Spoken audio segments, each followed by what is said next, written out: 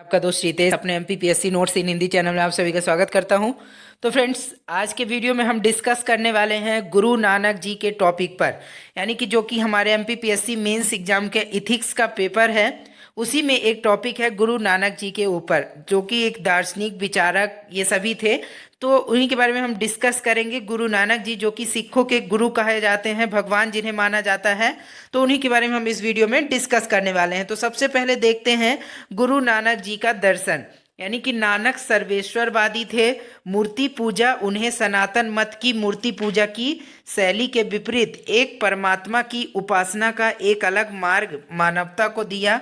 उन्होंने हिंदू धर्म में फैली कुरीतियों का सदैव विरोध किया और साथ ही उन्होंने तत्कालीन राजनीतिक, धार्मिक और सामाजिक स्थितियों पर भी नजर डाली है। संत साहित्य में नानक उन संतों की श्रेणी में हैं जिन्होंने नारी को बड़प्पन दिया है। यानी कि जो क्या किया है गुरु नानक जी ने, तो गुरु नानक जी सर्वेश्वरवादी थे, मतलब सभी ईश्वरों में विश्वास रखते थे।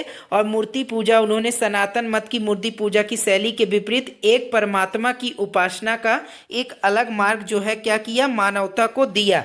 और इन्होंने हिंदू धर्म में जो भी फैली कुरीतियाँ थी या बुराइयां थी, उनका सदैव क्या किया, इन्होंने विरोध किया।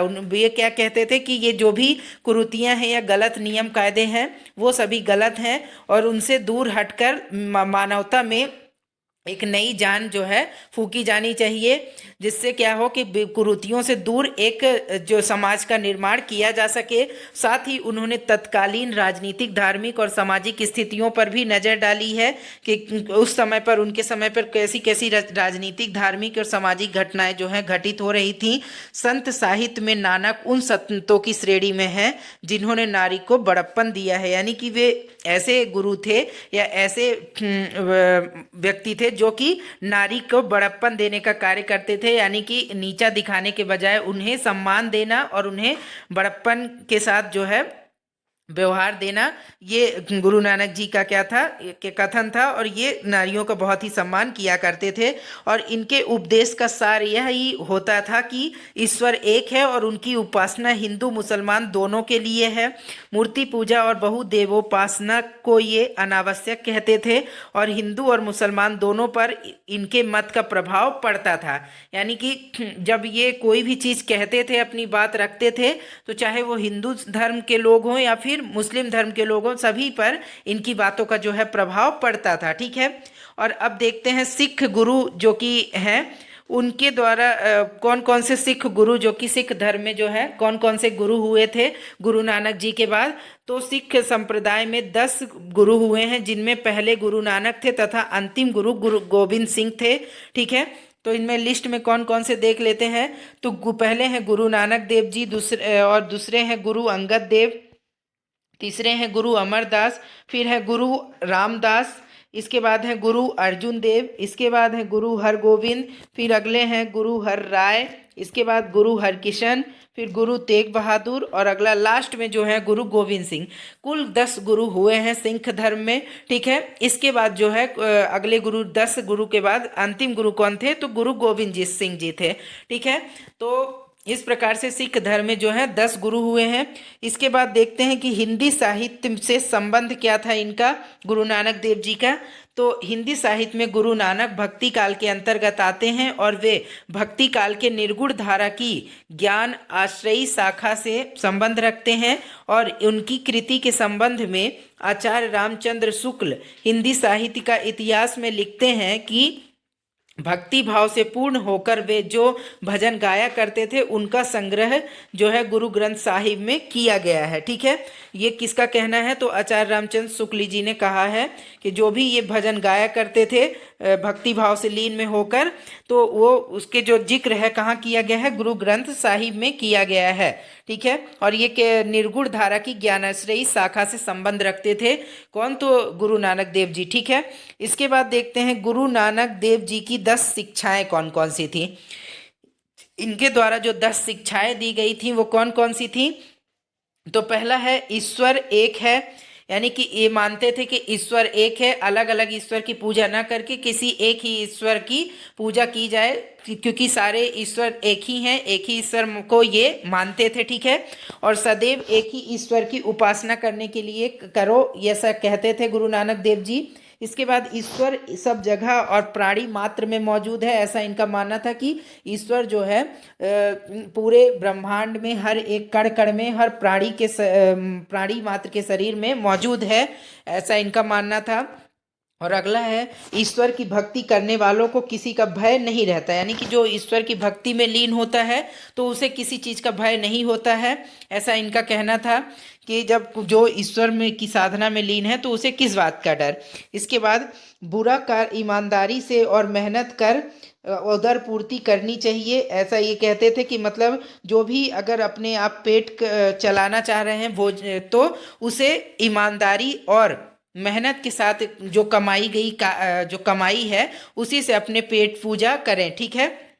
इसके बाद बुरा कार्य करने के बारे में ना सोचें और किसी को ना सताएं, यानी कि किसी भी प्रकार से बुरे कार्यों को नहीं करना चाहिए, और किसी भी जो है किसी भी व्यक्ति को, चाहे वो कैसा भी व्यक्ति हो, उसे बिना वजह के नहीं सताना चाहिए, ठीक है।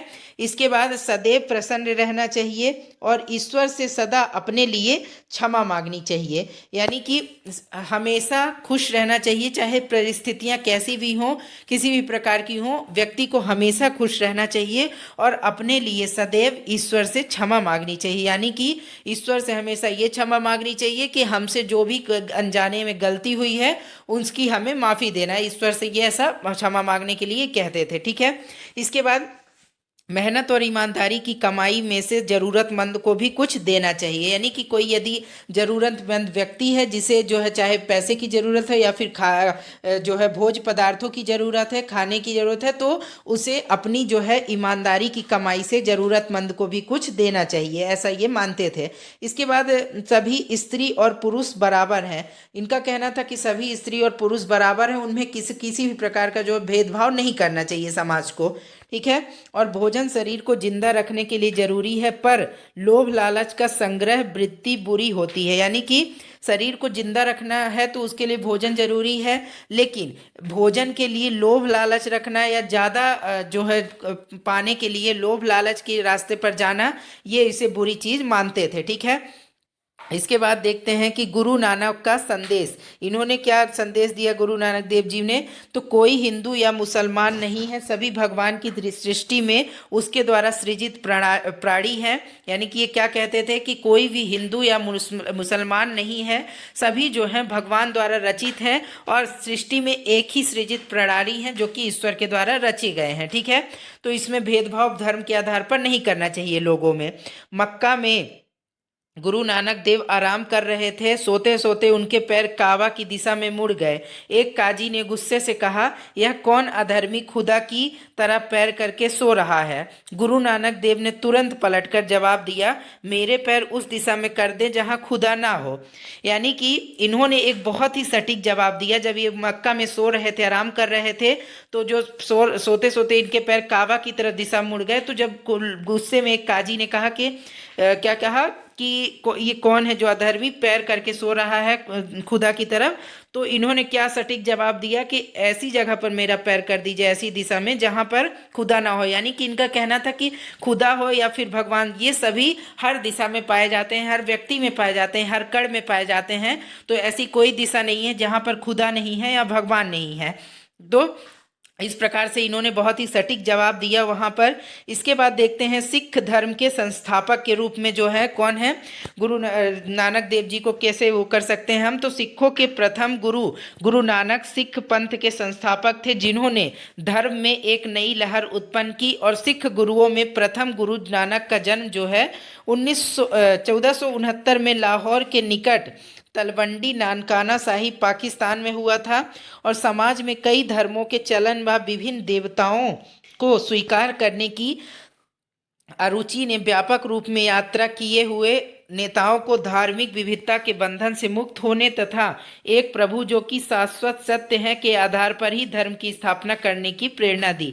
यानी इन्होंने जब भी अपने जो है बाक की बोले या फिर जो भी शिक्षाएं दी, उनका इनका मकसद एक ही था कि लोगों को ये समझाना कि भगवान जो है एक ही है और सभी धर्म के लोगों को उन्हीं की पूजा एक ही भगवान की करनी चाहिए, ना कि अलग अलग भगवान की। ऐसा ये समझाते थे समाज में। तो फ्रेंड्स, आज हमने देखा गुरु नानक देव जी के बारे में, इनके दर्शन, शिक्षा दर्शन क्या है कि ठीक है, और कौन कौन से सिख धर्म में गुरु हुए हैं। ठीक है, तो आई होप कि वीडियो जो है आपको हेल्पफुल होगा 3 नंबर के क्वेश्चंस बनाने में या 5 नंबर के क्वेश्चंस बनाने के लिए एमपीपीएससी मेंस में। तो फ्रेंड्स, आज के वीडियो में इतना ही। अब हम मिलेंगे नेक्स्ट वीडियो में न्यू टॉपिक के साथ। तो फ्रेंड्स, आज के लिए इतना ही। Bye bye.